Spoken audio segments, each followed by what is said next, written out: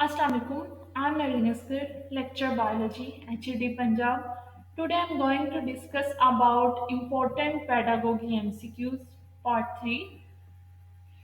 In previous lectures we have already discussed pedagogy portion. जिस तरह अभी मैंने पहले बताया था कि कुछ टाइम पहले एफपीएससी ट्रेन ग्रेजुएट टीचर्स की जॉब्स आई थी या इसके अलावा एसएसटी की जॉब्स हैं, एसपीएससी की जॉब्स हैं, पीपीएससी की जॉब्स हैं, एफपीएससी की जॉब्स हैं। बहुत सी ऐसी जॉब्स जो कि 16 स्केल पे, 14 स्केल पे, इवन 17 स्केल पे जो सब्जेक्ट स्पेशलिस्ट की जॉब्स आती हैं। मोस्टली अगर स्कूल लेवल की बात करें, 14 और 16 स्केल की जो जॉब्स हैं वो उनके अंदर एक मेन पार्ट ऑलमोस्ट 30 to 40% जो एमसीक्यूज हैं वो पेडागोगी पोर्शन से आते हैं। पेडागोगी मीन्स जो प्रोफेशनल टीचिंग स्किल्स हैं relevant to BEd and MEd. अब इसके अंदर हमने अपने फर्स्ट लेक्चर में इसके इंपॉर्टेंट टॉपिक्स भी किए थे। फिर उनका जो है वो किन किन टेस्ट में कितने कितने परसेंट क्राइटेरिया हमने उसको भी डिटेल में स्टडी किया था। अब इन्हीं से रिलेटेड कुछ इंपॉर्टेंट एमसीक्यूज हैं। Like first one is the dash says we are motivated to gain rewards and avoid punishment. First one is law of effect, law of exercise, law of readiness, law of connectionism. तो basically law of effect के according ये mechanism है कि हमें motivate करना चाहिए reward को और अवॉइड करना चाहिए पनिशमेंट को। This law is called law of effect. ये लॉ की डेफिनेशन है basically. Then next one is team activity to summarize reading is also termed as group summary, relay summary, group presentation and none. तो basically इसका right option है relay summary. ये summary की ही एक different types बताई हुई हैं, लेकिन वो समरी जिसके अंदर हम टीम एक्टिविटी को समराइज करते हैं पूरी की पूरी रीडिंग को, ताकि हम उसको जो है बेटर अंडरस्टैंड कर सकें, इस टाइप की जो रीडिंग है उसको कहते हैं relay summary. And the next MCQs is according to the philosophy of idealism in education, the subject matter of curriculum should be। ये बेसिकली जो फिलोसफी है आइडियलिज्म जिसको हम कहते हैं, फिलोसफी ऑफ एजुकेशन की हमने डिफरेंट फिलोसफीज पढ़नी है, उसमें आइडियलिज्म है, रियलिज्म है, तो उसी से रिलेटेड ये एमसीक्यूज है रेलिवेंट टू आइडियलिज्म। इसके अकॉर्डिंग जो करिकुलम है वो किस तरह का होना चाहिए। Curriculum should be mathematics, science, physical word and mind। तो basically according to idealism curriculum should be mind based। And then next MCQs is in a round table discussion the participants dash discuss topic among themselves and with the audience। तो basically round table जो discussion है ये discussion के type हैं। इसके अंदर participants किस हिसाब से डिस्कशन करते हैं, either originally, formally, informally and none. तो बेसिकली जो राउंड टेबल डिस्कशन होती है उसमें इनफॉर्मल डिस्कशन होती है। उसके अंदर कोई भी जो है वो किसी भी टाइम पे उसको ये राइट होता है कि वो अपना जो है वो क्राइटेरिया या अपना स्टांस जो है वो एक्सप्लेन कर सकते हैं।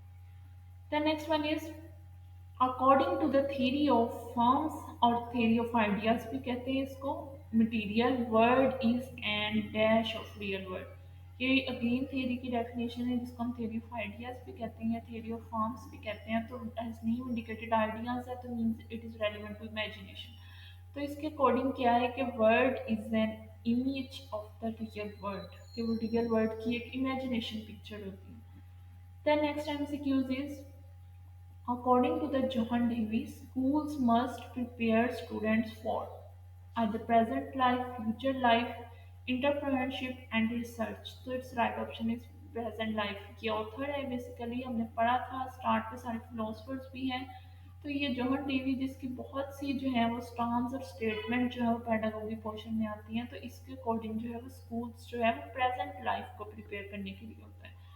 And then next one is the skill which when students try to build abstract knowledge is called। तो वो स्किल जो कि एब्स्ट्रैक्ट नॉलेज को बिल्ड करती है उसको क्या कहते हैं, वो है originating, characterising, evaluating and synthesising. तो इट इज़ बेसिकली कैरेक्टराइजिंग। अब यहाँ से आपको नॉलेज की भी टाइप्स करनी है, जिस तरह की एब्स्ट्रैक्ट नॉलेज एक टाइप है उसकी, देन इसी से रिलेटेड जो उसकी स्किल्स हैं उसकी भी वन बाय वन टाइप्स करनी है in detail. And then next MCQs is the longer a particular ability is unused, the dash it becomes।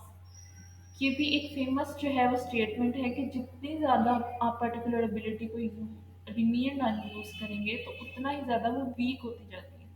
इससे अकॉर्डिंग तो जो है वो इकोलॉजी के अंदर भी एज वेल एज एवोल्यूशन के अंदर भी टर्म है जो कि वो लेमार्किज्म की थी कि जोन सी हम एबिलिटी को या जोन से ऑर्गन्स को हम ज़्यादा यूज़ करते हैं, यूज़ एंड डिसयूज मैकेनिज्म, वो उतना ज़्यादा इवॉल्व होता है for next generation. Similar is the same concept exist in pedagogy कि अगर हम किसी एबिलिटी को बहुत कम यूज़ करेंगे, it remains unused, then it starts becoming weaker and weaker. And the next one is the academy was founded in. तो बेसिकली ये अकेडमी है, इसको फर्स्ट टाइम जो है वो किस में फाउंड किया गया? एथेंस में, स्टेग्रा में, मैकडोनिया एंड चैकिस। तो then it's right option is Athens. इस तरह के कुछ एमसीक्यूज हैं जो कि नॉर्मली न्यू होंगे पेडागोगी से रिलेटेड, लेकिन या तो पेडागोगी करने का दो ही तरीके हैं कि एमसीक्यूज किए जाए और एमसीक्यूज से जो आइडिया लगाया जाए कि कौन कौन से मेन टॉपिक से एमसीक्यूज आ रहे हैं, तो उन टॉपिक्स को कवर किया जाए। बट स्टिल आप जितने मर्जी टॉपिक कर लें, इसके एमसीक्यूज इस तरीके से आते हैं कि वो नॉर्मली न्यू होते हैं या कंफ्यूजिंग होते हैं, क्योंकि नॉर्मली वो कंसेप्ट भी इसका इतना ज़्यादा वो बायोलॉजिकल कंसेप्ट नहीं होता कि समझ के ही लिया जा सके, थोड़े से लिटिल बिट कंफ्यूजिंग होते हैं। तो इस वजह से जब भी इसका कोई भी टॉपिक कवर करना है, साथ उसके एमसीक्यूज की प्रैक्टिस लाजमी करनी है। Then next one is which one is not among the element of active learning? Active learning का कौन सा element नहीं है? Either language, manipulation, practically and materials. So its right option is language, क्योंकि language जो एक already decided होती है कि like English है, उर्दू या फिर Persian या Arabic, whatever language normally हर nation की एक specific होती है। while आप मैनिपुलेशन भी चेंजेस कर सकते हो, this is also active learning. आप प्रैक्टिकली प्रैक्टिस करके सीख सकते हो, this is also active learning. And material speak के थ्रू भी हम सीखते हैं, लेकिन लैंग्वेज नॉर्मली जो है वो बहुत इनिशियल स्टेजेस पे हम उसको लर्न कर लेते हैं। देन हम उसी ही लैंग्वेज को, लाइक अगर हमारी उर्दू है या इंग्लिश है, हम उन्हीं अल्फ़ाबेट्स को यूज़ कर रहे हैं, उन्हीं की ही सिंपल वर्ड्स को आगे कम्प्लेक्स फॉर्म में लर्न करने में सीख रहे हैं, लेकिन लैंग्वेज में कुछ न्यू जो है वो एक्टिव लर्निंग नहीं होती। The next MCQ is according to Aristotle, virtue is an dash state between excess and deficiency। उसके according virtue basically क्या था? either natural है, intermediate है, real है या artificial। So its right option is intermediate। इसके according ये एक intermediate state है। ये जो स्टार्ट में कुछ फिलोसफर्स दिए हुए हैं, एरिस्टोटल है, कुछ ग्रीक फिलोसफर्स हैं, तो इसको आपने पेडागोगी में लाजमी करना है।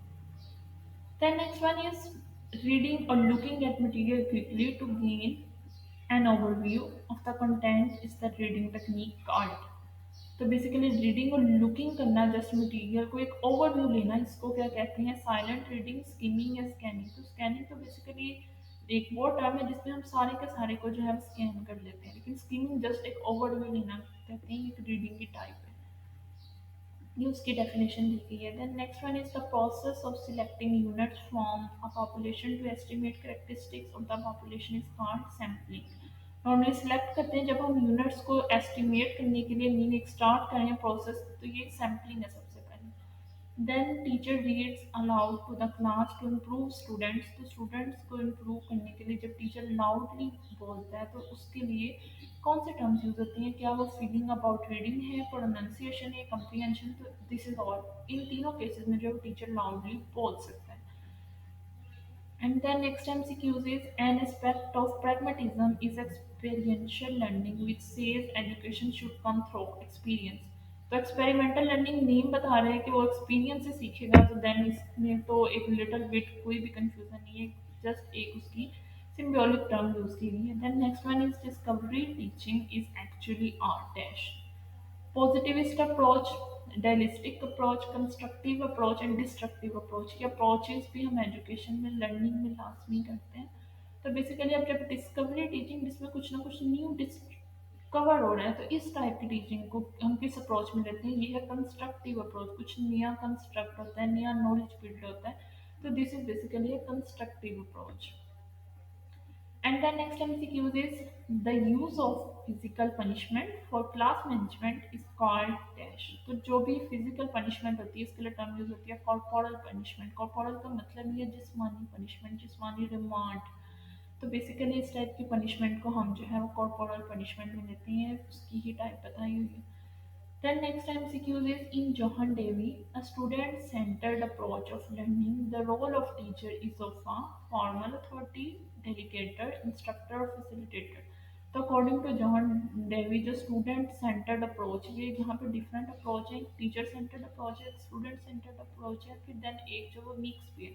तो बेसिकली वो अप्रोच इसमें सारा का सारा फोकस स्टूडेंट पे होता है। इस टाइप की लर्निंग में जो रोल ऑफ टीचर का क्या है, जस्ट फैसिलिटेटर, तो जस्ट फैसिलिटेट कर रहा होता है। ये प्रोसेस को हमने लाजमी डिटेल से करना है। Then last MCQs is an assessment that is carried out through the course is called initial assessment, diagnostic assessment, formative assessment and summative assessment। अब वो assessment जो कि थ्रू द कोर्स होती है, सारे के सारे कोर्स में होती है, उसको हम कहते हैं फॉर्मेटिव असेसमेंट। अगर ये होता है कि टाइप ऑफ असेसमेंट जो कि एंड ऑफ द सीजन होती है, एंड ऑफ द जब कोर्स कंप्लीट हो जाता है, उसको कहते हैं समेटिव असेसमेंट। जो स्टार्ट पे हम असेस करते हैं उसको कहते हैं इनिशियल असेसमेंट। तो बेसिकली ये असेसमेंट की डिफरेंट टाइप्स हैं जो कि ड्यूरिंग क्लास की जाती हैं। So here are some important MCQs relevant to pedagogy. So hope you can get my point and stay connected for upcoming lectures of pedagogy as well as biology portion. So wish you good luck for your preparations.